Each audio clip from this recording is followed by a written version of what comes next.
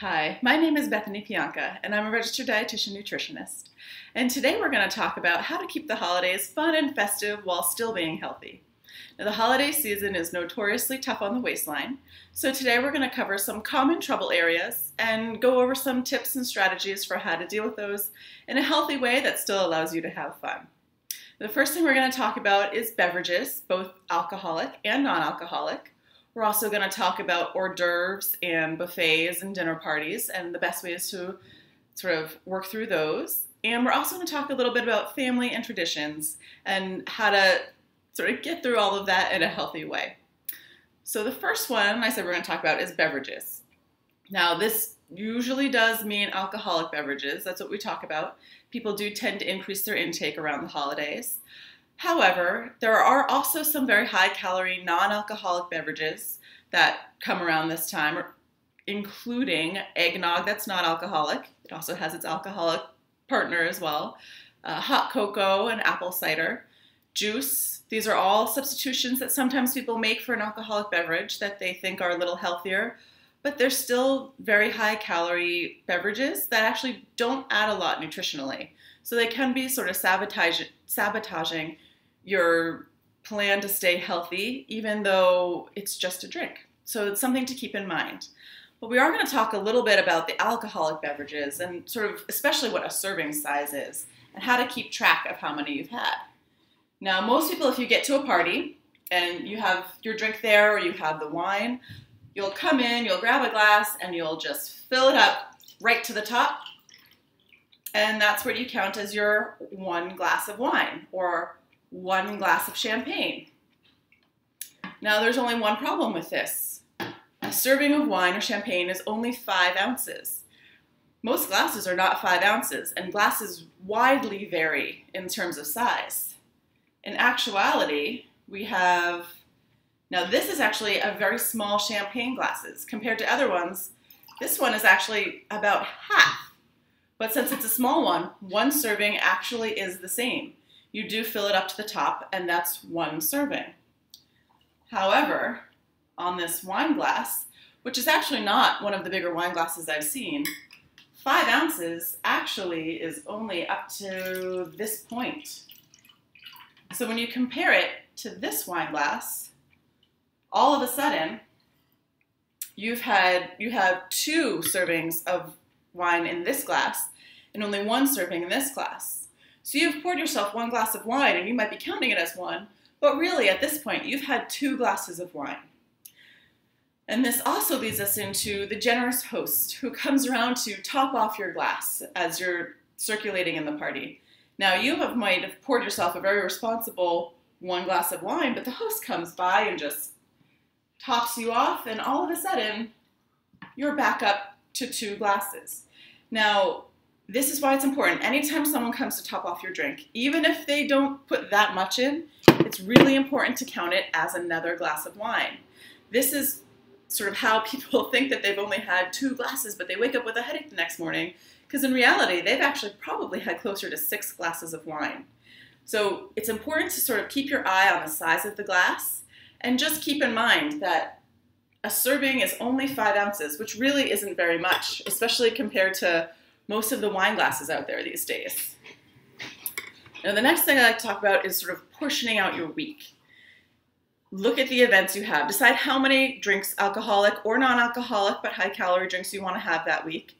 Look at the events you have coming up and decide where you want to sort of spend those drinks. If you want, you're going to want to drink more at a certain event, then maybe don't drink as much at your other events that week, so you can have a little bit more on that one night. A word of warning though, once you have 1 alcoholic beverage, it usually seems like a good idea to have more than 1.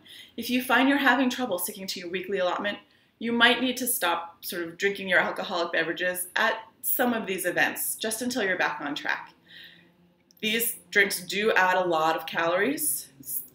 One 5-ounce glass of wine is about 120 calories. And then you get into sort of the mixed drinks where you have 1 shot of alcohol is about 100 calories, but very rarely do you just have 1 shot of alcohol. It's usually in a cocktail mixed with juice or soda, and they can get very caloric. You can probably get some of those drinks up to 400 calories, so you're close to a small meal at that point with no nutritional benefit whatsoever. So that's just something to keep in mind. You want to make sure you're staying within a weekly allotment, and you want to pay attention to the serving sizes. Now, the next area is hors d'oeuvres or appetizers. If you're unsure if dinner is going to be served at a party, or if you know it's only going to be appetizers or hors d'oeuvres, you should probably make yourself a small, healthy meal to eat beforehand. By that I mean sort of something that has protein and fiber, not high calorie, healthy foods. This way, when you get to the party, you don't want to just eat every single hors d'oeuvre that comes by you. A lot of the hors d'oeuvres and appetizers are meant to be crowd pleasers, and that means they're really high in calories. So just having a couple can really add to your calorie intake that day. Hors d'oeuvres are also meant to just be a little taste of something amazing. So 1 to 3 bites maximum. They're not meant to be a meal. And frequently when people go to these parties and they're trying to eat because they're starving, and you end up eating far more calories than you would if you'd had a meal, and you still don't feel satisfied because you were just picking all these little things off the trays as they went by. So you likely will end up also having a meal when you leave. It's much better to have a small meal before you go, and then just pick 1 or 2 items, maybe 3 that look amazing that you really want to try. And if nothing looks amazing, you don't have to have any of them. The next one would be a dinner party. If you know you're going to a dinner party, chances are by the time you're actually served dinner, it's going to be a lot later than when you actually arrive at the party. So again, I recommend having a small healthy snack before you go. Again, with protein and fiber, something that's going to keep you full or at least satisfied until dinner, so that you're not starving by the time dinner is served and, again, eating everything in sight because you're famished. And the last one I like to talk about is buffets, especially if it's a potluck type situation. A lot of the times, again, it's sort of crowd-pleasing fare, which isn't always the healthiest option. So for this one, don't be the first person in line at the buffet. I know sometimes I am, but the best strategy for the buffet is to walk the buffet first. Check out everything that's on that table, see what looks good to you, see what you want to save space on your plate for, and see what some of the other healthier options are that you also want to put on your plate. And when you go through the line, you only fill up 1 dinner-size plate. That's it. You don't go through the line again. You only get 1 trip through the line, and you don't get to stack on that 1 plate. You just get the 1 plate. That's it. Go tour the line ahead of time, choose what you want, and make sure you stick to that 1 plate. You wouldn't be having more than that at home.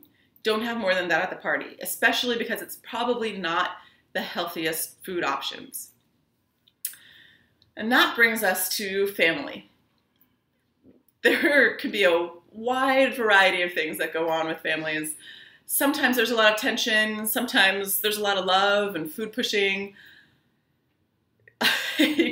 Sometimes people might need a lot of therapy to actually get through the holiday seasons with their families. We don't have time for all that here. We're just going to cover some quick tips and tricks to help sort of navigate through that time. So one thing I hear is sometimes there's a lot of tension, and people either turn to eating as a way to stop talking to people, and or because they're stress eating. That's sort of how they're comforting themselves. So one thing I recommend for that situation is bring a very large platter of freshly cut vegetables. And I say vegetables because they have a lot of fiber, so they're filling. They're low calorie, and they have a lot of crunch. So if you are feeling tense or aggravated, actually chewing and crunching through those vegetables is going to help sort of get some of that aggravation out. So when you're feeling a little bit sort of stressed or tense, head to the veggie platter, get a little plate, and just crunch on those vegetables. It also keeps your mouth full. So if someone's trying to talk to you and you want to just pace yourself before you answer, it takes a long time to chew those crunchy vegetables, so you kind of buy yourself at least a few extra seconds before you have to respond. And another sort of, I guess it's a good problem, but another issue that people run into with their families are the people who have made all these dishes with love. These sort of calorically dense, really probably not the healthiest choice dishes, but they made them with love, and their way of showing their love is to share these dishes with you, and they want you to eat them, and they want to see you enjoy them, but they're not going to be great for your waistline. This is what I call small portions, big fanfare. take a small portion, maybe a ping pong size ball.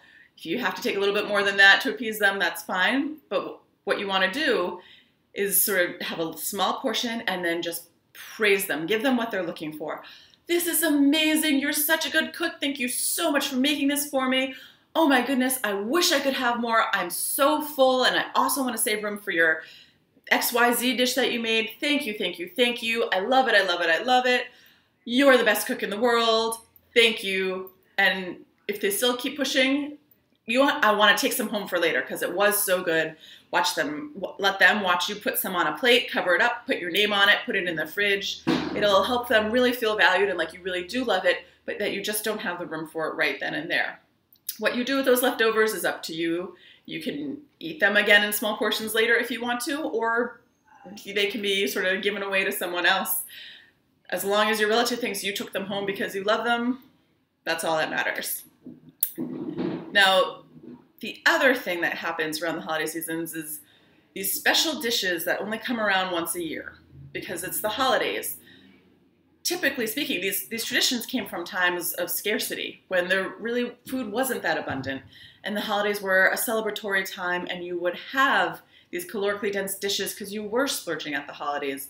You were sort of splurging on food calories because you needed them. Well, the recipes made it to this day and age, but we no longer live in that sort of environment.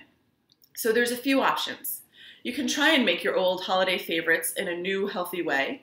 We live in a time where there are tons of recipes out there on the internet. Someone has probably already made a very tasty, healthier version of a dish you typically have at the holidays. That's a great option if it's available. Sometimes families will push back. Sometimes the rest of your family might not be on board. They might not want the healthier dish at their holiday meal. And if that's the case, that's fine. You can have the traditional item there. Make sure you make your own healthy dish that you make enough of to share with everyone, but this way that you know there's going to be something healthy there that you can fill most of your plate with. And then just have, again, a very small portion, only a few bites of the more calorically dense traditional food. You only get the majority of the flavor from a dish in the first 3 bites, basically. After that, they call it chasing the taste, where you're eating more and more to try and get the taste back from the first few bites. So you get all of that flavor in those first 3 bites. This way, if you sort of just only give yourself 3 bites, you're getting all of the flavor without all of the calories, and you fill most of your plate with that healthy meal. So those are sort of the main tips and tricks I have for the holiday season. Again, the beverages, that's a really big one. You want to make sure you're aware of how much you're drinking and make adjustments as necessary. Stick to that weekly allotment. Be aware of the other high-calorie beverages out there that might not have any alcohol in them, but are still not doing you any favors. Have a plan. Have a plan for the events with the hors d'oeuvres, appetizers, buffets, small healthy meal, small healthy snack, depending on the situation. And make sure you're really looking at the food and making your choice before you start eating as to what you're going to put on your plate. With family and the traditional meals and the nostalgia, small portions, big fanfare, you can have some of your favorite foods, but you don't want to make multiple trips and have multiple plates of these things. You want to keep the portion small so you can enjoy it without going overboard. Now, obviously, everyone's holiday season is different. If you can certainly make an appointment with a registered dietitian to come up with your own healthy, customized plan. But these are some of the common pitfalls that we've covered here today. So hopefully you found them useful, and hopefully they help you have a healthy and happy and fun holiday season. Thank you.